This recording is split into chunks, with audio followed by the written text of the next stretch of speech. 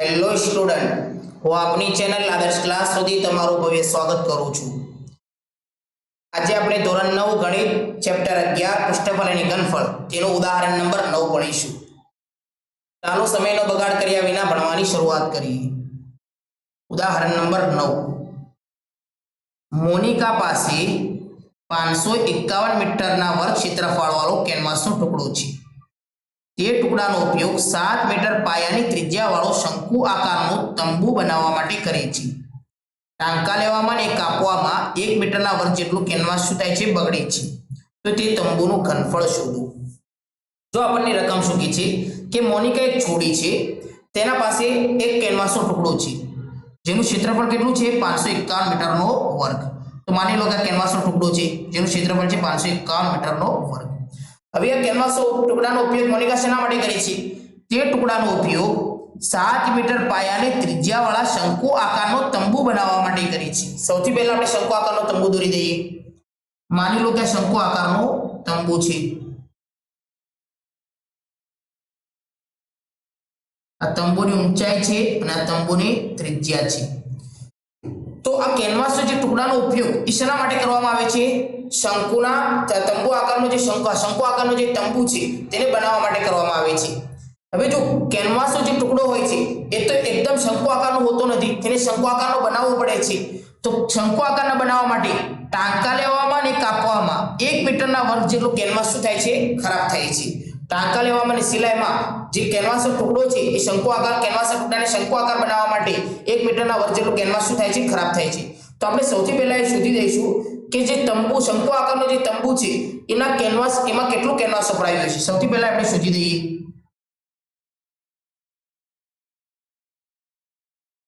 આપણને તંબુની ત્રિજ્યા આપી દીધી છે, કેટલી છે, 7 મીટર। તંબુની ત્રિજ્યા આપણને આપી દીધી છે, તો આપણે સૌથી પહેલા એ શોધી દઈએ કે કેટલું કેનવાસ શંકુ આકારના તંબુ બનાવવા માટે વપરાયું છે। તો શંકુ આકારના તંબુ બનાવવા માટે વપરાયેલ કેનવાસ આપણા પાસે જે કેનવાસનું ક્ષેત્રફળ હતું એ કેટલું હતું, 551 મીટરનો વર્ગ।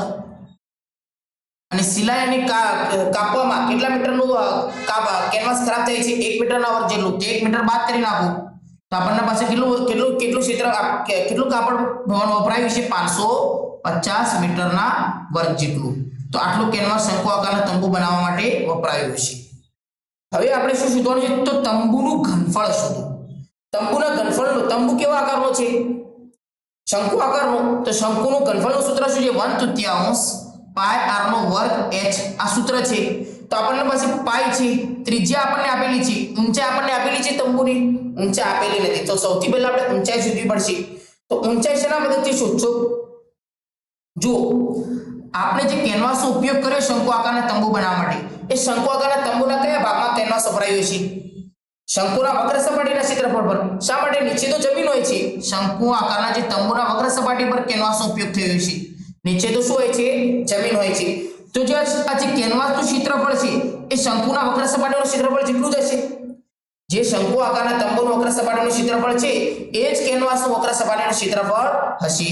તો આપણને શંકુ આકારના તંબુનું વક્ર સપાટીનું ક્ષેત્રફળ મળી ગયું। તો તેના મદદથી આપણે L શોધીશું, L મળી જશે તો L ના સૂત્રના મદદથી આપણે S શોધીશું, પછી આપણે શંકુનું ઘનફળ શોધી દઈશું। તો સૌથી પહેલા આપણે લખીએ શંકુ આકારના તંબુનું વક્ર સપાટીનું ક્ષેત્રફળ।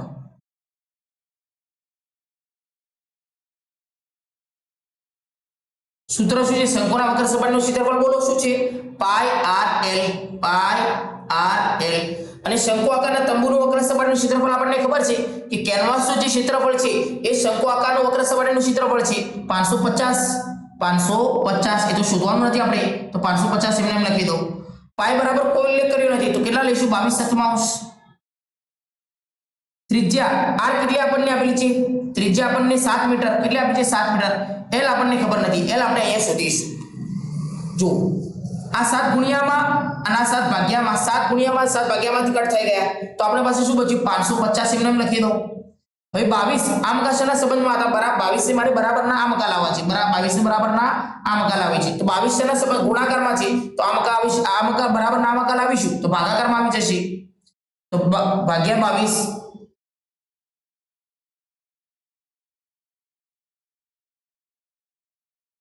ભાગ્યા 22 L તો એમને એમ લખી દો L એમને એમ લખી દો હવે 22 અને 550 આપણે કટ કરી બંને બે વડે કટ થશે શા માટે કે 550 ની પાછળ શૂન્ય છે અને 22 ની પાછળ બેકી સંખ્યા છે અને શૂન્ય હોય 2 હોય 4 હોય 6 હોય 8 હોય બેકી સંખ્યા હોય અને શૂન્ય હોય તો એ સંખ્યા બે વડે કટ થઈ જાય તો આપણે બે વડે કટ કરી દઈએ આ સંખ્યાને 2 કા 2 2 કા 2 550 ની બે વડે કટ કરીએ સૌથી પહેલા 5 સુધી 2 નો ઘડિયો બોલો 2 દુ 4 પાંચમાં કેટલા બચ્યા એક બચ્યો એકને 5 સાથે જોઈન્ટ કરી નાખો તો કેટલા થશે સરવાળો નથી કરવાનો જોઈન્ટ કરવાનો છે 15 થશે તો 2 નો ઘડિયો 15 સુધી બોલો 2 સીતા 14 15 માં કેટલા બચ્યા એક એકને 0 સાથે જોઈન્ટ કરો તો કેટલા થશે 10 તો 2 પંચા 10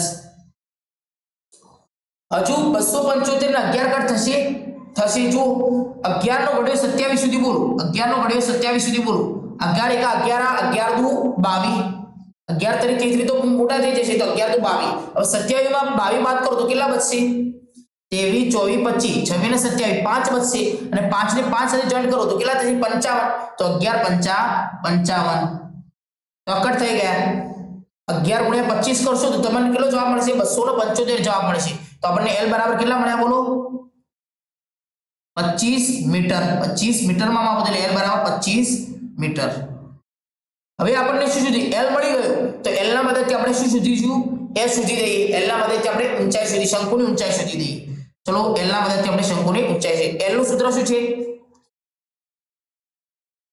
L નો વર્ગ બરાબર R નો વર્ગ પ્લસ H નો વર્ગ તો આપણને ત્રિજ્યા R પણ ખબર છે L પણ ખબર છે તો આપણને ઊંચાઈ મળી જશે તો આપણે ઊંચાઈ શોધી દઈએ L કેટલા મળે આપણને 25 તો 25 નો વર્ગ ત્રિજ્યા R કેટલી મળી આપણને ત્રિજ્યા R તો આપણને આપેલું છે કેટલી 7 નો વર્ગ અને H નો વર્ગ તો એમને એમ લખી દો H નો વર્ગ તો એમને એમ લખી દો 25 નો વર્ગ કેટલો થશે બોલો હવે તો આપણે જોવું જોઈએ 25 નો વર્ગ કેટલો થશે 625 25 ગુણ્યા 25 કરીશું આપણને કેટલો જવાબ મળે છે 625 ને 7 નો વર્ગ કેટલો થશે બોલો સીધું 49 પ્લસ H નો વર્ગ તો એમને એમ લખી દો H નો વર્ગ તો એમને એમ લખી દો 625 એમને એમ લખો 49 બરાબર ને આ મગાથી મારે આ મગા લાવવા હોય તો શામાં આવી જાય પ્લસ માં છે તો માઈનસ માં આવી જશે પ્લસ માં હોય અને બરાબર ને આ મગા સંખ્યા લાવી હોય તો શામાં આવી જાય માઈનસ માં આવી જાય તો માઈનસ 49 H નો વર્ગ એમને એમ લખી દઉં હવે 625 માંથી 49 આપણે બાદ કરી દઈએ 625 માંથી 49 આપણે બાદ કરીએ 5 માંથી 9 બાદ ન થાય તો 10 કો લઈ લે 15 15 માંથી 9 બાદ કરો તો કેટલા મળશે 6 2 ના 1 કરી નાખો 1 ના હજી 1 માંથી 4 બાદ થાય 11 કરી નાખીએ 11 માંથી 4 બાદ કરો કેટલા મળશે આપણને જવાબ 7 6 ના 5 કરી નાખો આગળ આપણે 10 કો લીધો એટલે તો 5 એમ લખી દો તો 576 આપણો જવાબ મળે કેટલો જવાબ મળે 576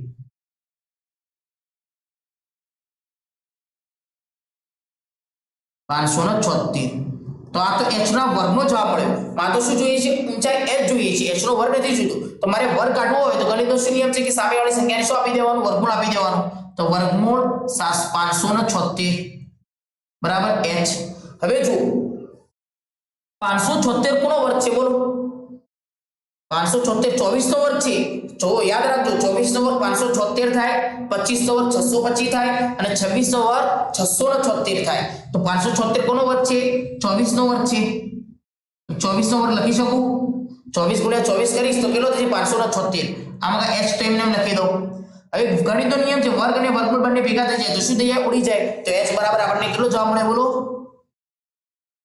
h બરાબર આપણને કેટલા મળ્યા 24 મીટર કેટલા મળ્યા h બરાબર 24 મીટર તો આપણને h પણ મળી ગયા તો આપણે શું શોધવાનું શંકુનું ઘનફળ તો હવે આપણે શંકુનું ઘનફળ શોધી દઈએ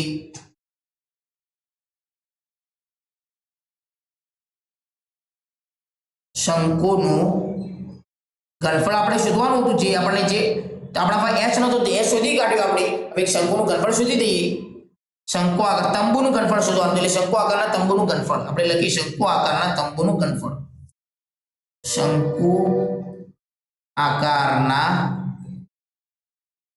તંબુનું ઘનફળ. એનું સૂત્ર શું છે? 1/3 શંકુનું ઘનફળ શોધવાનું સૂત્ર શું છે? બોલો 1/3 પાય r નો વર્ગ h. જો આપણે શંકુનું ઘનફળ શોધવાનું છે, તંબુનું ઘનફળ, તો આપણે તંબુનું ઘનફળ આપણે શોધી દઈએ.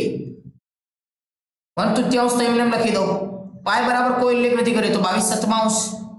ત્રિજ્યા r આપણને આપેલી છે, કેટલી ત્રિજ્યા તો રકમમાં જ આપણે કહી દીધું કે 7 મીટર. તંબુની ત્રિજ્યા કેટલી છે? 7 મીટર.